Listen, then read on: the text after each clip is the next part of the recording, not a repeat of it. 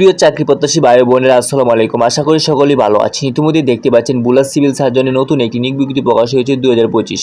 Bullous civil surgeon কার্যালয়ের নিয়োগ বিজ্ঞপ্তি 2025 সিএস বুলা জব সার্কুলার 2025 কৃতপক্ষ হতে 27 জুলাই 2025 প্রকাশ হয়েছে নতুন একটি সিভিল সার্জন কার্যালয়ের নতুন একটি নিয়োগ বিজ্ঞপ্তি। বুলাস সিভিল সার্জন কার্যালয়ে মোট 70 জন যোগ্যত অভিজ্ঞতা স্বয়ংসম্পন্ন নারী ও পুরুষকে স্থায়ীভাবে 5টি জব ক্যাটাগরি পদে নিয়োগ দিবে। অনলাইনে https://csbula.teletalk.com.bd ওয়েবসাইটে ঢুকে শিক্ষাগত সার্টিফিকেটের তথ্য, জাতীয় পরিচয়পত্রের তথ্য, রঙিন ছবি, পাসপোর্ট সাইজ ফটো, স্বাক্ষরের ছবি দিয়ে অনলাইনে আবেদন পূরণ করতে হবে। সো আবেদন সম্পর্কে বিস্তারিত জানতে ভিডিওটি না টেনে সম্পূর্ণ দেখুন। কবে আবেদন শুরু, কীভাবে আবেদন করতে হবে, সব বিস্তারিত সব জানাবে। সো কথা না বাড়িয়ে চলে যাচ্ছি মূল ভিডিওতে। আর এখনও যারা চ্যানেলটি সাবস্ক্রাইব করেন অবশ্যই একটি সাবস্ক্রাইব করে দেবেন আর একটি লাইক কমেন্ট করে দেবেন। সো এখানে দেখতে পাচ্ছেন 5টা ক্যাটাগরিতে বিভিন্ন পদে নিয়োগ দেওয়া হয়েছে। সো আমরা 1 নম্বরে দেখতে পাচ্ছি পরিসংখ্যানবিদ।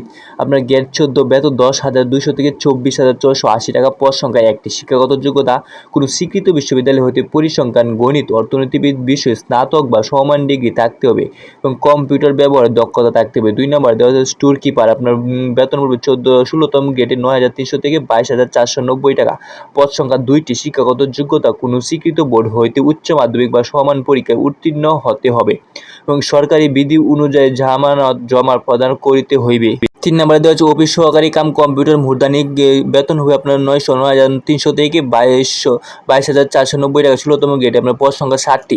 শিক্ষাগত যোগ্যতা কোনো স্বীকৃত বোর্ড হইতে উচ্চ মাধ্যমিক বা সমান পরীক্ষায় উত্তীর্ণ হতে হবে ও কম্পিউটার ব্যবহার সংক্রান্ত ওয়ার্ড প্রসেসিং, ডাটা এন্ট্রি ও টাইপিং ইত্যাদি সর্বনিম্ন গতি বাংলায় প্রতি শব্দ 20 এবং ইংরেজিতে প্রতি মিনিটে 20 শব্দ থাকতে হবে। 4 নম্বরে দেওয়া হচ্ছে আপনার স্বাস্থ্য সহকারী সর্বোচ্চ পদে। এখানে দেওয়া হলো এটি আপনার গ্রেড হবে আপনার 16তম গ্রেডে, বেতন 9,300 থেকে 22,490, আপনার 59টি আপনার পদে আবেদন করতে হবে। সর্বোচ্চ পদ এটি। আপনার কোনো শিক্ষাগত যোগ্যতা হলো কোনো স্বীকৃত বোর্ড হতে উচ্চ মাধ্যমিক বা সমান পরীক্ষা উত্তীর্ণ হতে হবে। তো আপনার উচ্চ মাধ্যমিক এইচএসসি পাস করলেই হবে আপনার। তারপরে দেওয়া হচ্ছে 5 নম্বরে গাড়ি চালক। আপনার বেতন 9,700 থেকে 23,490 টাকা, 15তম গ্রেডে। আপনার বেতন পদ সংখ্যা 1টি। শিক্ষাগত যোগ্যতা কোনো স্বীকৃত বোর্ড হইতে জুনিয়র স্কুল সার্টিফিকেট বা সমান পরীক্ষায় উত্তীর্ণ হতে হবে এবং কি বাংলাদেশ সড়ক পরিবহন কৃতক ও ইস্যুকৃত ভারী যানবাহন চালানোর হালনাগাদ বৈধ ড্রাইভিং লাইসেন্স থাকতে হবে। অর্থাৎ আপনার গাড়ি চালানোর জন্য আপনার লাইসেন্স প্রয়োজন হবে। এরপরে এখানে দেওয়া হচ্ছে আপনার বিশেষ নির্দেশনা। এখানে আপনি কিছু তথ্য দেওয়া হচ্ছে, সেগুলো আপনার পড়ে নেবেন। প্রথমে দেওয়া হচ্ছে আপনার আগ্রহী প্রার্থীগণ https://csbula.teletalk.com.bd ওয়েবসাইটে অনলাইন আবেদন করতে হবে। এই ওয়েবসাইট দ্বারা আপনার কোনোভাবে আবেদন গ্রহণ করা হবে না। সো আপনারা যারা আবেদন করতে চান শুধু অনলাইনে আবেদন করতে পারেন। এছাড়াও আরও এখানে আপনার বিভিন্ন নিয়মাবলী দেওয়া আছে, এগুলো একটু দেখে নেবেন। এখানে সবগুলো তথ্য দেওয়া হলো। আপনার নিজ দায়িত্বে একটু ভালো করে দেখে নিন, তারপর আবেদন করবেন। সো আমরা যাচ্ছি পরবর্তী পৃষ্ঠায় চলে যাচ্ছি। এখানে দেওয়া হচ্ছে আপনার বয়সসীমা। প্রার্থীর বয়সসীমা 30শে জুন 2025 তারিখে 18 হতে 32 বছরের মধ্যে হতে হবে। বয়সের ক্ষেত্রে কোনো প্রকার এফিডেভিট গ্রহণযোগ্য নাই। বয়স প্রমাণের জন্য এসএসসি সমান পরীক্ষা সনদের প্রদত্ত জন্ম তারিখ বয়স গণনা ভিত্তিতে হিসাবে বিবেচনা করা হবে। বয়সের ক্ষেত্রে কোনো এফিডেভিট গ্রহণযোগ্য হবে না। অর্থাৎ আপনার সার্টিফিকেটের যে বয়সটা দেওয়া আছে এই বয়সে আপনার গণ্য করা হবে। তারপর দেওয়া হচ্ছে আপনার নাগরিকত্ব। প্রার্থীকে অবশ্যই ভোলা জেলার স্থায়ী বাসিন্দা হতে হবে এবং নিয়োগ বিজ্ঞপ্তি বর্ণিত শর্ত অনুযায়ী স্থায়ী বাসিন্দা প্রমাণ সহ হিসাবে জাতীয় পরিচয়পত্র, এনআইডি সংশ্লিষ্ট ইউনিয়ন পরিষদ, পৌরসভা, সিটি কর্পোরেশন ও যথাযথ কর্তৃপক্ষ প্রদত্ত নাগরিকত্ব সনদ দাখিল করতে হবে। অর্থাৎ আপনি যে ভোলার বাসিন্দা সেটা আপনার প্রমাণ করতে হবে এনআইডি দিয়ে অথবা কি আপনার পৌরসভা বা মেয়র চেয়ারম্যান কৃতজ্ঞ আপনার সনদপত্র দিয়ে। তারপর দেওয়া হচ্ছে আপনার 3 নম্বরের সংরক্ষণ। নিয়োগ পরীক্ষা সংক্রান্ত যে কোনো বিষয়ে নিয়োগকারীকে কর্তৃপক্ষের সিদ্ধান্ত চূড়ান্ত বলে গণ্য হবে। তারপর দেওয়া হচ্ছে আপনার সকল পদে অনলাইন আবেদনে পূরণ সংক্রান্ত নিয়মাবলী, শর্তাবলী, পরীক্ষায় ফি জমাদানের সময় ও নিম্নরূপ।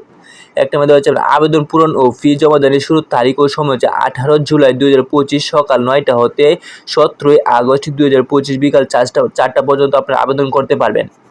উক্ত সময়সীমার মধ্যে কেবল ইউজার আইডি প্রার্থী অনলাইনে আবেদন সাবমিট এর সময় থেকে পরবর্তী 72 ঘন্টার মধ্যে SMS এর মাধ্যমে বিজ্ঞপ্তির বর্ণিত নির্ধারিত পদ্ধতি অনুসরণ করে পরীক্ষায় ফি জমা দিতে পারবেন। অর্থাৎ আপনার আবেদন করার 72 ঘন্টার মধ্যে ফি জমা দিয়ে দিতে হবেন। আবার বলছি, আবেদন শুরু আপনার 28 জুলাই 2025 তারিখে সকাল 9টা থেকে, আবেদনের শেষ তারিখ 17 আগস্ট 2025 তারিখ বিকাল 4টা পর্যন্ত। এরপর কোন আবেদনে কত টাকা লাগবে সেগুলো আমরা একটু দেখে দিচ্ছি। টেলিটক প্রিপেড মোবাইল নম্বরের মাধ্যমে 2টি পৃথক SMS করে পরীক্ষা ফি বাবদ জমা দিতে হবে। আপনার সকল পদের জন্য 100 টাকা, টেলিটক 400, 112 টাকা সহ মোট 112 টাকা অনধিক 72 ঘন্টার মধ্যে জমা দিতে হবে। তো আপনার 1 থেকে 5 নং আবেদন করার জন্য আপনার 112 টাকা খরচ হবে। বিশেষ উল্লেখ, অনলাইন আবেদনপত্রের সকল অংশ পূরণ করে সাবমিট করা হলেও পরীক্ষা ফি জমা না দেওয়া পর্যন্ত অনলাইন আবেদন কোনোভাবেই গৃহীত হবে না। অর্থাৎ আপনি 112 টাকা চার্জ না দেওয়া পর্যন্ত আপনার আবেদন গ্রহণ করা হবে না। সো আপনার আবেদন করার 72 ঘন্টার ভিতরে 100 টাকা আবেদন ফি এবং 12 টাকা চার্জ সহ 112 টাকা জমা দিয়ে দিবেন।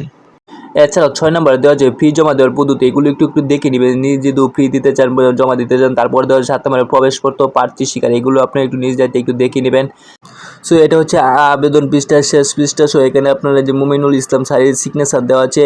এছাড়া সবগুলো তথ্য ভালোভাবে দেখে নেবেন। আর আবেদন লিঙ্ক আমরা ডেসক্রিপশনে দিয়ে দেবো, এখান থেকে আপনারা ঢুকে আবেদন করতে পারবেন।